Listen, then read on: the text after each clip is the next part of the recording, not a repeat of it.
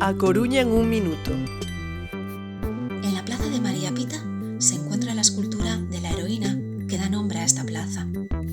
Esta obra de Xosé Castiñeiras está hecha en bronce y en su parte baja nos muestra varios relieves que relatan la batalla de 1589, en la que las tropas inglesas al mando de Francis Drake atacaron nuestra ciudad.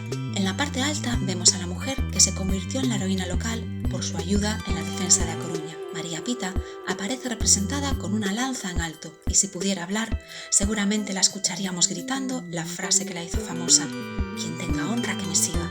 Y es que fue con ese grito con el que devolvió los ánimos a los coruñeses. Muchos de ellos estaban ya heridos, agotados y desanimados, pero al ver la actitud de María Pita, continuaron luchando y consiguieron mantener la libertad de la ciudad.